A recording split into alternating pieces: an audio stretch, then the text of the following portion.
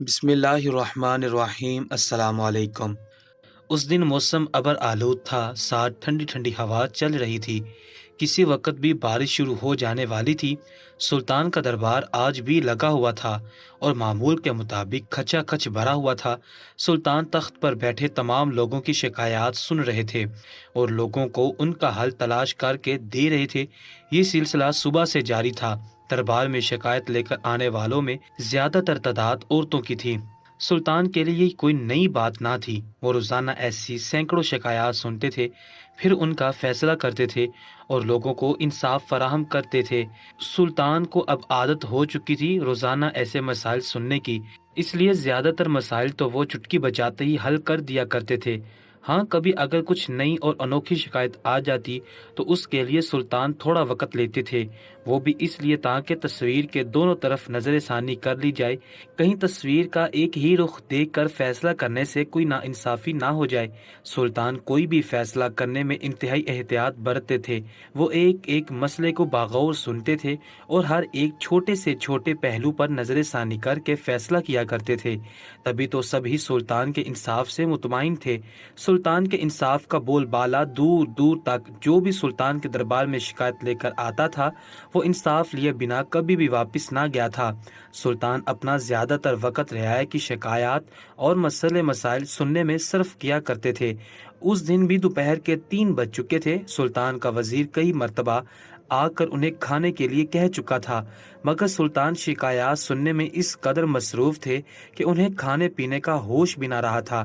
آخر کار 3 بجے تھوڑا رش کم ہوا تو سلطان نے تھوڑا وقفہ لینا چاہا تھا تاکہ اس دوران وہ کھانا کھا لے اور باقی لوگ بھی جو صبح سے یہاں موجود تھے وہ سب بھی کھانا کھا لے، اس کے بعد باقی کی شکایات سنی جائیں گی۔ اتنا کہتے سلطان اپنی جگہ سے اٹھ کھڑے ہوئے تھے۔ اس سے پہلے کہ وہ نیچے اتر کر دربار سے باہر جاتے، ایک عورت بھاگی ہوئی دربار میں داخل ہوئی تھی۔ جس نے بھی اسے دیکھا وہ ایک دم ایک ہی جگہ تھم گیا تھا۔ کسی کو سمجھ نہ آ رہی تھی کہ یہ کیا ماجرا ہے۔ لوگ اسے حیرانگی سے دیکھ رہے تھے کیونکہ بات ہی ایسی تھی۔ سلطان نے بھی جیسے ہی اس عورت کو دیکھا تو وہ بھی اپنی جگہ ٹھٹک کر رکے تھے اور حیرت سے اس عورت کی طرف دیکھنے لگے تھے۔ حیرانگی کی وجہ وہ عورت نہیں تھی بلکہ اس عورت کی گود میں موجود وہ نومولود بچہ تھا جو بالکل ننگ دھڑنگا تھا۔ اس نومولود بچے کا چہرہ بالکل بلی کے بچے کے چہرے جیسا تھا۔ اس کا منہ دیکھ کر یوں لگ رہا تھا جیسے کہ وہ بلی کا بچہ ہی ہو، جبکہ اس کا باقی جسم دیکھتے تو تب وہ انسانی بچہ معلوم ہوتا تھا۔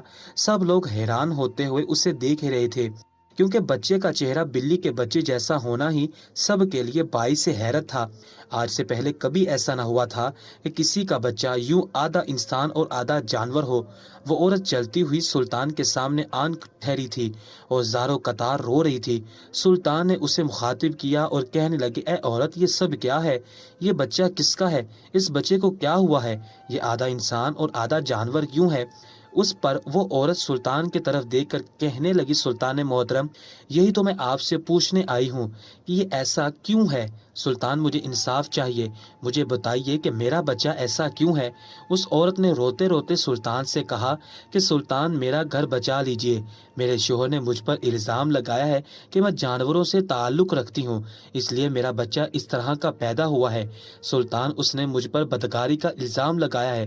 سلطان، میرا شوہر مجھے طلاق دینے کے بارے میں سوچ رہا ہے، میرے ساتھ انصاف کیجئے۔ سلطان، میں بے قصور ہوں، میرے شوہر کا لگایا ہوا الزام سراسر غلط اور بے بنیاد ہے۔ آپ خود سوچیں سلطان، ایک اشرف المخلوق کیسے جانوروں کے ساتھ تعلق بنا سکتی ہے؟ میرے شوہر کے ذہن میں نہ جانے کہاں سے یہ بات آ گئی ہے اور وہ اس بات کو پکڑ کر بیٹھ گیا ہے، حالانکہ میں اسے بتا بتا کر تھک چکی ہوں کہ جیسا وہ سوچ رہا ہے ویسا کچھ نہیں ہے، مگر وہ میری بات کا یقین ہی نہیں کر رہا۔ سلطان، میرا اس دنیا میں میرے شوہر کے علاوہ اور کوئی بھی نہیں ہے۔ اگر اس نے مجھے چھوڑ دیا تو میں اور میرا بچہ بے آسرا ہو جائیں گے۔ میں قسم کھاتی ہوں سلطان، میں پاک ذات ہوں، میرا میرے شوہر کے علاوہ کسی سے کسی قسم کا کوئی تعلق نہیں ہے۔ اب آپ انصاف کریں۔ سلطان نے اس عورت کی پوری کہانی سننے کے بعد اس کے بچے کو غور سے دیکھا تھا جو انسانی آواز میں رو رہا تھا۔ اس کو دیکھنے کے بعد سلطان نے ایک نظر پورے دربار پر ڈالی تھی۔ ہر کوئی سلطان کو ہی دیکھ رہا تھا اور انصاف کے فیصلے کا منتظر تھا۔ ہر کوئی جاننا چاہتا تھا کہ آخر سلطان کیا فیصلہ کرتے ہیں، क्योंकि यह मसला सबसे मुख्तलिफ और अलग था। यूँ इंसानी कोख से जानवर के बच्चे का जन्म होना कोई आम बात न थी। ये काफ़ी गौर तलब मसला था। सुल्तान कोई फैसला करने ही वाले थे कि जब भी उनकी नज़र उस औरत के हाथ पर पड़ी थी। सुल्तान ने उस औरत के चेहरे की तरफ देखा। सुल्तान को खुद की तरफ देखते पाकर उस औरत ने नामहसूस तरीके से अपना मुंह ढक लिया था और मुंह नीचे किए रोने लगी थी। सुल्तान सोच में पड़ गए थे। कुछ देर तक दरबार में मुकम्मल खामोशी छाई रही थी। फिर सुल्तान ने उस औरत को मुखातिब करते हुए कहा कि तुम आज वापस जाओ, आज की रात गुजार लो। मसला संगीन है, मुझे इसका हल तलाश करने में एक आध दिन लग जाएगा। तुम कल इसी वक्त आना, तुम्हें तुम्हारे मसले का हल मिल जाएगा। इतना कहते ही सुल्तान ने सबसे तखलिया करते हुए दरबार की कार्रवाई खत्म कर देने का हुक्म दिया था। बाकी के तमाम मसाइल अब कल ही सुने जाने थे। सुल्तान ने अपने कदम खाने के कमरे की जानिब बढ़ा दिए थे, जहां जमीन पर दस्तरखान लगा हुआ था। सुल्तान को तशरीफ लाते देखकर उस पर अनवाउ इकसाम के खाने चुन दिए गए थे। सुल्तान इत्मीनान से चलते हुए दस्तरखान पर आ बैठे थे और बिस्मिल्लाह पढ़ते हुए खाना शुरू किया था। सुल्तान का वजीर खाने के दौरान बार बार सुल्तान के चेहरे की जानिब देख रहा था। वो सुल्तान के चेहरे पर मौजूद उतार चढ़ाव देखना चाहता था, लेकिन उसको ढूंढने के बावजूद भी सुल्तान के चेहरे पर कोई तासुर ना मिला था। खाने से फारिग होकर जब सुल्तान बाहर आए तो उनका वजीर भी उनके साथ साथ आया था। सुल्तान ने वजीर को हुक्म दिया कि घोड़े तैयार किए जाए, वो शिकार पर जाना चाहते हैं। सुल्तान की यह बात सुनने के बाद वजीर ने हैरान होते हुए सुल्तान को देखा था, जिस पर सुल्तान वजीर से मुखातिब होकर कहने लगे कि क्या बात है भाई, हमें घूर घूर कर क्या देखे जा रहे हो? हमारे चेहरे पर कोई तहरीर लिखी हुई है। सुल्तान की बात सुनकर वजीर शर्मिंदा सा हो गया और फिर सुल्तान से कहने लगा, हुजूर, अगर जान की अमान पाऊं तो एक सवाल पूछ सकता हूं क्या? तो उस पर सुल्तान मदहम सा मुस्कुराए थे, जैसे वो जानते थे कि उनका वजीर उनसे क्या पूछना चाह रहा था, मगर फिर सुल्तान ने उसे पूछने की इजाजत दे दी थी। सुल्तान का वजीर कहने लगा, हुजूर, मुझे आपकी तबीयत कुछ नासाज लग रही है। देखिए ना, कितना संगीन मसला है और आपके चेहरे पर परेशानी और सोच की एक लकीर भी नहीं है। आपने न सिर्फ मुकम्मल इत्मीनान से खाना खाया बल्कि आप शिकार पर भी जा रहे हैं। कल उस औरत को मसले का हल नहीं बताना क्या? इस पर सुल्तान कहने लगे कि तुम्हें परेशान होने की जरूरत नहीं है, तुम बस शिकार के लिए घोड़े तैयार करवाओ। हम सोच चुके हैं कि हमें क्या करना है और कब करना है। वजीर ने सर असबात में हिलाते हुए अपने कदम अस्तबल की तरफ मोड़ लिए थे और दिल ही दिल में सुल्तान की हाजिर दमाकी की दात भी दी थी। उसको अभी तक पूरी तरह मसला ही समझ न आया था और एक सुल्तान थे जो पलक झपकते ही न जाने कौन सा हल सोच चुके थे। उसने ये सोचकर सर झटका था, सुल्तान तो सुल्तान थे, कुछ भी सोच सकते थे। ये मसले मसाइल उनके बाएं हाथ का खेल था। खैर, उसने घोड़े तैयार करवाए और सुल्तान शिकार पर रवाना हो गए थे। सुल्तान की वापसी रात 9 बजे के करीब हुई थी। सुल्तान काफी अरसे बाद शिकार खेलने गए थे, इसलिए उन्हें वहां से वापस आते आते काफी वक्त गुजर गया था। उनका दिल ही नहीं भर रहा था। घर आकर सुल्तान ने थोड़ी देर आराम फरमाया था। मसले की उन्हें वाकई कोई परवाह नहीं थी, क्योंकि वो सोच चुके थे कि उन्हें क्या करना है। 2 घंटे आराम करने के बाद सुल्तान बिस्तर से उठकर बाहर आए थे और बालकनी में खड़े होकर सारी बस्ती का जायजा लेने लगे थे। तमाम जगह की मशअलें बुझ चुकी थी, जो इस बात का सबूत थी कि बस्ती वाले सो चुके हैं। सुल्तान कुछ देर वहीं खड़े रहे, फिर वापस अपने कमरे में आए थे और अपने मिशन पर रवाना होने के लिए तैयार होने लगे थे। कुछ ही देर में सुल्तान ने मुकम्मल तौर पर अपना बेस बदल लिया था। सुल्तान कमरे से निकले और फिर यूं ही दबे पांव चलते हुए महल से भी निकल आए थे। आज वो अपने मुहाफिज को अपने हमरा लेकर ना जा रहे थे। बाहर का नज़ारा उस वक्त भी बेहद खूबसूरत और दिलफरेब था। चांद अपनी पूरी आबोताब से चमक रहा था। दिन के छाए गहरे बादल बिना बरसे ही छट गए थे। सुल्तान ने आसमान की तरफ मुंह करके चांद को देखा और फिर उसकी रोशनी में अपनी मंजिल की जानिब रवाना होने लगे। उस हुलिये में कोई सुल्तान को देख लेता तो कोई भी पहचान न पाता कि यही सुल्तान है। सुल्तान चलते चलते उस औरत के घर पहुंच चुके थे, जो दिन को सुल्तान के दरबार में शिकायत लेकर आई थी। सुल्तान ने उस औरत के घर का बागौर जायजा लिया था। घर की दीवारें ज्यादा ऊंची तो ना थी, मगर घर के साथ घर जुड़ा होने की वजह से सुल्तान वहां से ना गए थे।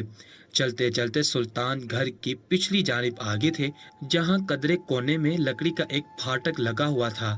जो ऊंचा नहीं था। अंदर और बाहर वाले आसानी से उसके अंदर या बाहर हाथ करके उसे खोल सकते थे। सुल्तान ने भी बाहर से खड़े होकर बिना आवाज पैदा किए उसकी चिटखनी खोली थी और घर में दाखिल हो गए थे। सुल्तान दबे पाँव चलते चलते घर की अगली तरफ आगे थे। सामने की तरफ घर के दो कमरे थे, जिनमें से एक का दरवाजा खुला हुआ था और अंदर से कुछ आवाजें आ रही थी। उन आवाजों को सुनते सुल्तान चौकन्ने हो गए थे और यूं ही दबे पाँव कदम लेते हुए वो उस कमरे के आधे खुले दरवाजे की ओट में हो गए थे। कमरे के अंदर अंधेरा था, लेकिन बाहर बरामदे में जल रही मशाल से थोड़ी थोड़ी रोशनी अंदर कमरे में जा रही थी, जो कमरे के अंदर का मंजर मुकम्मल वाजे करने में तो नाकाम थी, लेकिन थोड़ा बहुत दिखाई दे रहा था। सुल्तान ने जो ही अंदर देखा, सुल्तान की आंखें हैरत से फटी की फटी रह गई थी। सुल्तान जो कुछ देख रहे थे वो तो कभी किसी ने ख्वाब में भी ना सोचा था। सुल्तान कुछ देर वहीं खड़े रहकर वो सब देखते रहे और सुनते रहे। मारे तैश के सुल्तान की आंखों का रंग लाल हो गया था। सुल्तान का दिल चाह रहा था कि अभी के अभी अंदर जाकर दूध का दूध और पानी का पानी कर दे और हकीकत सबके सामने ले आए, क्योंकि जो कुछ अभी सुल्तान देख चुके थे, इसके बाद कुछ भी सोचने या समझने की जरूरत ना रही थी। सब कुछ सुल्तान पर वाज़ेह हो चुका था। सुल्तान ने बड़ी मुश्किल से खुद पर जब्त किया था, क्योंकि सुल्तान हर फैसला दिन के उजाले में दरबार में दरबारियों की मौजूदगी में किया करते थे। इससे लोगों को सबक हासिल होता था और वो उससे इबरत पकड़ते थे और आइंदा कोई भी इस तरह का काम करने के बारे में सोचा भी नहीं करते थे। सुल्तान यूं ही दबे पांव वहां से हटे और उस घर से निकलकर महल वापस आ गए थे। जाते वक्त सुल्तान जितना पुरसुकून थे, वापसी पर सुल्तान के जहन में उतने ही झगड़ चल रहे थे। उस कमरे का अंदरूनी मंजर देखने के बाद सुल्तान का सारा सुकून गारत हो गया था। सुल्तान को यह मामला जितना आसान लगा था, ये इतना आसान नहीं था। अब सुल्तान को शिद्दत से सुबह के सूरज के चढ़ने का इंतजार था। वो सारी रात सुल्तान ने इंतहाई बेचैनी में गुजारी थी।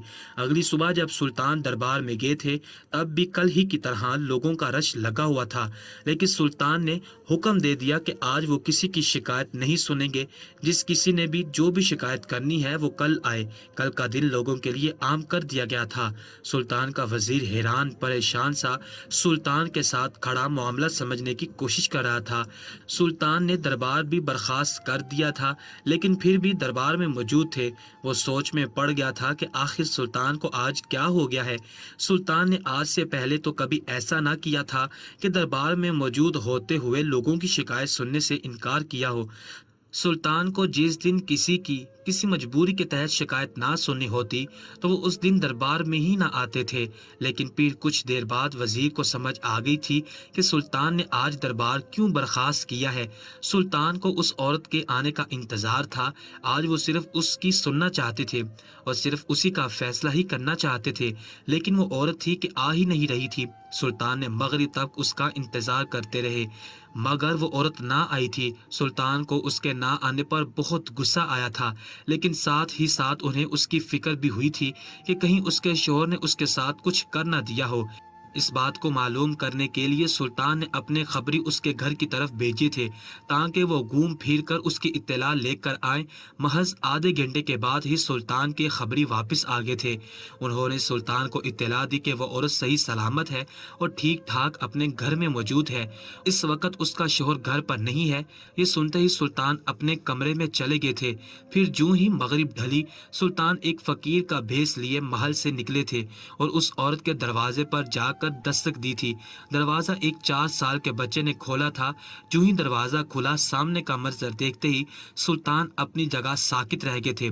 जो कुछ सुल्तान ने रात को देखा और जो कुछ सुल्तान अभी देख रहे थे, वो सब नाकाबिले यकीन था। यह मामला सुलझने की बजाय मजीद उलझ गया था। सुल्तान वहीं से उल्टे पैर वापस महल आ गए थे और अपने सिपाहियों को हुक्म दिया कि वो सुबह सवेरे उस औरत के घर जाकर उस औरत को और उसके शौहर को गिरफ्तार करके महल में हाजिर करें। अगली सुबह जब सुल्तान दरबार में तशरीफ लाए तो उनके हुक्म की तामील की जा चुकी थी। वो औरत और उसका शौहर दोनों ही दरबार में मौजूद थे। शौहर हैरान परेशान सा था कि आखिर सुल्तान उसे इस तरह क्यों गिरफ्तार करवा कर लाए हैं, लेकिन जो औरत थी वो हकीकत जानती थी। اسی لیے تذبذب کا شکار تھی اور اپنی انگلیاں مڑوڑ رہی تھی۔ تبھی سلطان نے اس عورت کو مخاطب کیا اور کہنے لگے کہ تم کل کیوں نہیں آئی، جبکہ میں نے تمہیں کل آنے کے لیے کہا تھا؟ تم جانتی بھی ہو کہ تم نے میرا کتنا وقت ضائع کیا ہے، تمہیں احساس ہے اس چیز کا۔ اس پر وہ عورت سلطان سے کہنے لگی کہ سلطان، معافی چاہتی ہوں، میں کل کوشش کے باوجود محل نہیں آ سکی، میں بہت شرمندہ ہوں۔ سلطان کہنے لگے کہ تمہارے نہ آنے کی کیا وجہ تھی؟ اس پر وہ عورت تھوڑی گھبرا گئی اور پھر اپنے شوہر کی طرف دیکھ کر کہنے لگی، محترم، کل میرا شوہر گھر پر تھا، اس لیے میں وقت نہیں نکال پائی۔ سلطان نے اس سے کہا کہ میں تمہارے بارے میں فیصلہ کرنا چاہتا ہوں، کیا تم فیصلہ سننے کے لیے تیار ہو؟ اس پر اس عورت نے جی سلطان کہہ کر سر جھکا لیا تھا۔ سلطان نے اس کے شوہر کو مخاطب کیا اور کہا کہ تمہاری بیوی نے تمہارے خلاف شکایت کی ہے کہ تم اس پر بدکاری کا الزام لگا رہے ہو اور اسے دھمکا رہے ہو کہ تم اسے طلاق دے دو گے۔ اس پر اس شخص نے سر جھکا لیا۔ سلطان نے پھر سے گرجدار آواز میں اس سے کہا کہ کیا ثبوت ہے تمہارے پاس کہ تمہاری بیوی بد کردار ہے؟ تم نے کبھی اپنی بیوی کو کسی کے ساتھ دیکھا ہے یا صرف تم شک کی بنا پر ہی ایسا کہہ رہے ہو؟ اس پر وہ آدمی کہنے لگا کہ محترم، میرے پاس کوئی ثبوت تو نہیں ہے، لیکن میں صرف شک کی بنا پر ایسا نہیں کہہ رہا، میں نے کئی مرتبہ اسے… اتنا کہہ کر وہ شخص خاموش ہو گیا تھا۔ سلطان کہنے لگے کہ لیکن تمہاری بیوی تو قسم اٹھانے کے لیے بھی تیار ہے کہ وہ پاک ذات ہے، تم اس پر بہتان باندھ رہے ہو، اس بارے میں تمہاری کیا رائے ہے؟ اس پر وہ آدمی کہنے لگا کہ محترم، کوئی چور کبھی اپنی چوری کو قبول کرتا ہے؟ بھلا اسے رنگے ہاتھوں پکڑ کر جیل کی سلاخوں کے پیچھے بھی ڈال دیا جائے، وہ تب بھی کہتا رہتا ہے کہ میں بے قصور ہوں، تو پھر یہ کیوں کر اپنا گناہ مانے گی؟ سلطان نے کہا کہ اچھی طرح سوچ لو، کہیں تم کوئی غلطی تو نہیں کر رہے جس پر تمہیں بعد میں پچھتانا پڑے۔ اس پر وہ آدمی کہنے لگا کہ حضور، غلطی کیسی؟ ایسی عورت کے ساتھ کون رہنا چاہے گا جو حلال اور جائز رشتے کے باوجود ہوتے ہوئے ناجائز اور حرام تعلقات بناتی ہے؟ اور جہاں تک بات ثبوت کی ہے حضور، تو آپ نے اس کی گود میں موجود بچے کو دیکھا ہوگا، بنا کوئی غلط کام کیے کیسے بچہ آدھا انسان اور آدھا جانور ہو سکتا ہے؟ ضرور اس نے کوئی غلط کام کیا تھا، غلط تعلق بنایا تھا، تبھی اس کی کوکھ میں ایسا بچہ پیدا ہوا ہے جو نہ تو انسان ہے اور نہ ہی جانوروں میں سے ہے۔ اس کے علاوہ بھی آپ اس کے ہاتھ، اس کا چہرہ دیکھ سکتے ہیں، یہ سارے نشانات بلیوں کو چھونے کی وجہ سے اس کے جسم پر آئے ہیں۔ صرف اس کے ہاتھ اور چہرہ ہی نہیں بلکہ اس کے پورے تن پر ایسے ہی نشانات ہیں، اور ایسے نشان صرف بلیوں کو چھونے کی وجہ سے ہی ہوتے ہیں۔ اس عورت کا شوہر جب بولنے پر آیا تھا تو پھر بولتا ہی چلا گیا تھا۔ اس کے چپ ہونے پر سلطان نے عورت کی طرف دیکھا اور اس سے سوال کیا کہ کیا تم اپنی صفائی میں کچھ کہنا چاہتی ہو؟ تو اس پر وہ عورت کہنے لگی کہ حضور، مجھے کچھ نہیں کہنا، جب میرے شوہر کو مجھ پر یقین ہی نہیں ہے تو پھر میرا کچھ بھی کہنا نہ کہنا ایک برابر ہے۔ میں نہیں جانتی کہ میرا شوہر مجھ سے اس قدر بدگمان ہے۔ سلطان، میں محض 21 سال کی تھی جب میرے ابا نے مجھے بیاہ کر اس کے سنگ رخصت کر دیا تھا۔ میں آنکھوں میں ڈھیرے سپنے لیے اس کے گھر آئی تھی۔ میرے گھر میں میرے شوہر کے علاوہ اور کوئی نہ تھا۔ میرے ساس سسر 7-8 سال قبل ہی اللہ کو پیارے ہو چکے تھے۔ سلطان، میں نے اس گھر کو ہمیشہ اپنا گھر سمجھا۔ میرا شوہر بہت اچھا انسان تھا، میرا بہت خیال رکھتا تھا، مجھ سے محبت کرتا تھا اور سب سے بڑھ کر میری عزت کرتا تھا۔ شادی کے کچھ ہی دنوں بعد کی بات تھی جب آدھی رات کے وقت مجھے بلی کے رونے کی آوازیں سنائی دی۔ میں نے پہلے تو نظر انداز کیا، لیکن بلی کا رونا، اس کی آواز میرا کلیجہ چیر رہی تھی۔ چاروں نہ چار میں بستر سے اٹھی اور آواز کے تعاقب میں چل پڑی۔ میرے ہی گھر کے آنگن میں مجھے ایک بلی دکھائی دی تھی جو زخمی حالت میں تھی، اس کا پیٹ پوری طرح سے چاک کیا گیا تھا۔ یہ منظر دیکھ کر میں دہل کر رہ گئی تھی۔ میں نے بلی کو اٹھا کر کمرے میں لایا تھا اور پھر اس کے چاک کیے گئے پیٹ پر پٹی باندھی تھی۔ بلی کو سکون ملا تھا، وہ میری گود میں سو گئی تھی۔ صبح جب میرے شوہر نے بلی کو میری گود میں سوتے دیکھا تو وہ بہت ناراض ہوا تھا کہ میں بلی کو بستر پر کیوں لائی۔ وہ اسی وقت بلی کو گھر سے نکال دینا چاہتا تھا، لیکن میں نے اس سے کہا کہ بلی کو ٹھیک ہو جانے دو، اس کے بعد میں خود ہی اسے باہر چھوڑ کر آؤں گی۔ یوں چند دنوں بعد بلی صحت یاب ہو چکی تھی۔ میں نے اسے جا کر گھر سے باہر چھوڑا، لیکن کچھ ہی دیر بعد وہ واپس گھر میں آ گئی تھی۔ میں نے دوبارہ اسے باہر چھوڑا اور وہ دوبارہ اندر آ گئی۔ ایسا کئی بار ہوا تھا۔ وہ بلی میرے آگے پیچھے گھومتی رہتی تھی۔ مجھے اس سے ایک الگ سی انسیت ہو گئی تھی۔ پھر میرا بڑا بیٹا پیدا ہوا جو اب 4 سال کا ہے۔ دوسری طرف بلی نے بھی میرے گھر میں 6 बच्चे दिए थे। मेरा शौहर एक बार फिर उनसे तंग आ गया था।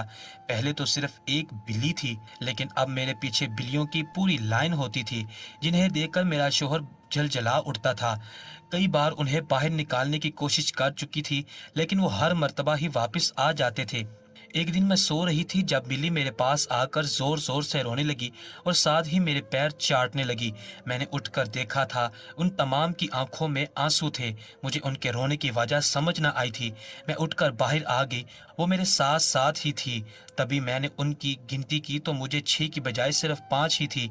मैं उनके रोने की वजह समझ गई थी। उनके साथ की छठी बिल्ली कहीं खो गई थी, इसलिए वो रो रही थी। मैंने उस बिल्ली को तलाश करना चाहा था, मगर वो बिल्ली कहीं नहीं मिल रही थी। शायद वो खुद ही कहीं चली गई थी। मैंने ज्यादा ध्यान नहीं दिया था, लेकिन इसके बाद ही मेरी बिल्लियां अक्सर खौफजदा रहने लगी थी और साल 6 महीने के वक्फे से उनमें से एक एक बिल्ली अचानक गायब होती चली गई थी। मेरा शौहर खुश था कि चलो किसी तरह मैं बिल्लियों के नरगे से आज़ाद हुई थी। यूं वक्त गुजरता गया था। मैं एक मर्तबा फिर से हामिला हो गई थी। अभी मुझे 3 महीने ही गुजरे थे कि जब एक रोज़ मैं कहीं बाहर से वापस घर आई तो मैंने देखा कि मेरा शौहर इंतहाई बेदर्दी से बिल्ली के नौमालूद बच्चे को मार रहा था। उनका कसूर सिर्फ इतना था कि वो उसके साथ टकरा गए थे, जिससे उसके कपड़े गंदे हो गए थे। उस दिन मेरा शौहर बहुत गुस्से में था।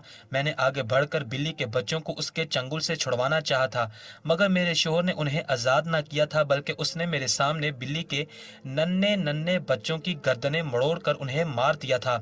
सुल्तान, वो पहला दिन था जब मुझे अपना शौहर बदला हुआ लगा। मैं और बिल्ली काफ़ी देर तक एक दूसरे के साथ बैठी अपना गम हल्का करती रही थी। मुझे एक इंसान होकर इतना गम हो रहा था। बिल्ली तो उनकी माँ थी। जब कोई आपके सामने आपके बच्चों की गर्दनें मरोड़कर उन्हें मार दे तो आपको कैसा लगेगा। न जाने क्यों उस रोज़ मेरे शौहर को उन पर तरस नहीं आया था। मैं उस दिन अपने शौहर से बहुत लड़ी थी, मगर मेरा शौहर मुझ पर चिल्लाने लगा और मुझे कहने लगा कि मुझे बिल्लियों से सख्त नफरत है। जब जब मैं उनकी शक्ल देखता हूँ तो मुझे कराहत आती है। जब ये मेरे सामने चलती फिरती है तो जी चाहता है इन सबको आग लगाकर मार डालूं या फिर इनकी गर्दनें मरोड़ दूं। पता नहीं कैसी गंदी मखलूक है। मैंने शौहर को कहा भी कि ऐसा ना कहो, वो भी अल्लाह की बनाई हुई मखलूक है। अब अल्लाह ने तुम्हें इंसान बनाया है तो तुम इंसान होने पर इतना क्यों इतराते हो, और अगर उसने इसे बिल्ली बना दिया तो इसमें इसका कोई कसूर नहीं है। लेकिन मेरा शौहर मेरी कोई बात भी ना सुन रहा था और बिला वजह मुझ पर चिल्ला रहा था, जिस पर मैंने तंग आकर उसे कह दिया था कि तुम जैसे इंसान से तो हैवान ही अच्छे हैं, जिन्हें किसी की तकलीफ का एहसास तो होता है। वो तुम्हारी तरह शफाक तो नहीं है। बस सुल्तान, यही मेरी गलती थी जो मेरा गुनाह बन गई। मैं हमदर्दी और डर के मारे उन बिल्लियों को अपने पास सुलाती थी कि कहीं मेरा शौहर इन्हें कोई नुकसान ना पहुंचा दे, लेकिन मेरे शौहर को लगता है कि मैं उनके साथ ताल्लुकात बनाती हूँ। ऐसा कुछ नहीं है सुल्तान, मेरा बच्चा ऐसा क्यों पैदा हुआ क्यों नहीं मैं नहीं जानती। हो सकता है इसमें अल्लाह ताला की ही कोई मसलहत हो, या फिर मेरे शौहर के किए गए और मेरे शौहर के अल्फाज की सज़ा जो अल्लाह ने इसे दी है। इसने कहा था ना कि इसे बिल्लियों की शक्ल देखकर कराहत आती है। इसका दिल करता है कि वो इनको जान से मार डाले। अब इससे पूछे ना कि अपने बेटे को भी देखकर उसे कराहत आती है क्या, उसे भी जान से मारने का दिल करता है। इस पर मुझे पूरा यकीन है सुल्तान, इसे उस बिल्ली की बद्दुआ ही लगी है। आज इसका अपना बेटा बिल्ली की शक्ल का पैदा हुआ है। मुझे तो शक है कि पहले हमारे घर से जो बिल्लियां अचानक गायब होती रही हैं, उनके पीछे भी मेरे शौहर का हाथ ही है। उसी ने उनके साथ कुछ न कुछ तो किया होगा। जो ही उस औरत ने बात खत्म की तो वो मर्द चिल्लाने लगा था, सुल्तान नहीं, ये झूठ बोल रही है। ये असल बात को छुपाकर आपको एक नई कहानी सुना रही है। सुल्तान, सारी बात मुझ पर डालकर खुद कैसे इतनी आसानी से बड़ी जिम्मा हो रही है। वो दोनों तू मैं करते आपस में लड़ना शुरू हो चुके थे। दरबार में एक तमाशा सा लग चुका था। लोगों का मजमा बड़े शौक से उन दोनों फरीकों को देख रहा था। आहिस्ता आहिस्ता सबकी आवाजें बुलंद होती जा रही थी कि जब अचानक ही सुल्तान की गरजदार आवाज गूंजी थी, जिसे सुनकर सब ही अपनी अपनी जगह दबक गए थे। सब ने अपने अपने सांस रोक लिए थे। पूरे दरबार में मौत के जैसा सन्नाटा छा गया था। تبھی سلطان نے اس آدمی کو مخاطب کیا اور کہنے لگے کہ تمہارا کوئی قصور نہیں ہے، لیکن اس کا مطلب یہ بھی نہیں ہے کہ تم جو اپنی بیوی پر بدکاری کا الزام لگا رہے ہو وہ سچ ہے۔ سب حیران پریشان سے سلطان کو دیکھ رہے تھے۔ ایسا معاملہ پہلی مرتبہ پیش آیا تھا جس میں دونوں فریق بے قصور تھے۔ وہ دونوں میاں بیوی ناسمجھی سے سلطان کو دیکھ رہے تھے۔ اس پر سلطان کہنے لگے کہ تم دونوں بے قصور ہو، لیکن اس عورت کی آخری بات سچ ہے۔ تمہارے ہاں اس طرح کے بچے کی پیدائش کے پیچھے تمہاری بیوی کی بدکاری نہیں ہے، بلکہ تمہاری تکبری ہے جو تم نے اپنے انسان ہونے پر کی تھی۔ باقی اگر تم لوگ اصل قصوروار کو دیکھنا چاہتے ہو اور ساری حقیقت جاننا چاہتے ہو تو آج رات کو تیار رہنا، تم پر ساری حقیقت واضح ہو جائے گی۔ اتنا کہہ کر سلطان سب کو ہکا بکا حیران پریشان چھوڑے دربار سے جا چکے تھے۔ سب کو اب رات کا انتظار تھا۔ سلطان نے سب کو رات کا وقت تو بتا دیا تھا جس وقت مشعلیں گل ہو جاتی تھی۔ مقررہ وقت پر سب لوگ ہی لکڑی کے پھاٹک سے اس عورت کے گھر میں داخل ہو چکے تھے۔ وہ دونوں میاں بیوی سلطان کے آنے پر سلطان کے ساتھ ہو لیے تھے اور سلطان کی تقلید میں چلتے ہوئے اس کمرے کے سامنے پہنچ چکے تھے۔ وہ کمرہ اس دن کی طرح آج بھی آدھا کھلا ہوا تھا اور باہر جل رہی مشعل سے روشنی اندر جا رہی تھی۔ جو ہی ان دونوں میاں بیوی نے اندر جھانکا تو ان کے رونگٹے کھڑے ہو گئے تھے۔ البتہ سلطان کی حالت مختلف تھی۔ وہ یہ سب پہلے دیکھ چکے تھے۔ اس روز جب سلطان یہاں آئے تھے انہوں نے دیکھا کہ ایک عورت اندر بیٹھی ہوئی تھی۔ اس کے سامنے مردہ بلی کا وجود پڑا ہوا تھا جس سے وہ ہڈیاں نکال کر سائڈ پر رکھ رہی تھی اور ساتھ ہی ساتھ ان پر کچھ پڑھ پڑھ کر پھونک بھی رہی تھی۔ سلطان کو یہ سمجھنے میں دیر نہ لگی تھی کہ اندر بیٹھی عورت کالے جادو میں مصروف تھی۔ سلطان سمجھے کہ یہ وہی عورت ہے جو ان کے پاس شکایت لے کر آئی ہے، لیکن پھر جب وہ دوبارہ دوپہر میں وہاں گئی تو آپ نے دیکھا کہ وہ عورت جو شکایت لائی تھی وہ چارپائی پر لیٹی شاید سوئی تھی۔ اس کے قریب ایک عورت ہاتھ میں ہڈیاں لیے کھڑی تھی جو ساتھ ساتھ اس کی چارپائی کے گرد چکر کاٹ رہی تھی اور ساتھ میں کچھ پڑھتی جا رہی تھی۔ سلطان اس کی آواز پہچان گئے تھے۔ تبھی سلطان نے اس کے متعلق معلومات نکلوائی تو سلطان کو علم ہوا کہ وہ عورت ایک جادو کرنی تھی۔ اس کا اپنا کوئی ٹھکانہ تو نہ تھا۔ دن وہ بازاروں میں گزارتی تھی اور رات میں کسی نہ کسی گھر میں داخل ہو کر اپنے کالے عمل کیا کرتی تھی۔ اس عورت کو اس گھر میں رہتے کافی وقت گزر گیا تھا، کیونکہ وہ عورت اور اس کا شوہر تو ایک ہی کمرے میں ہوتے تھے۔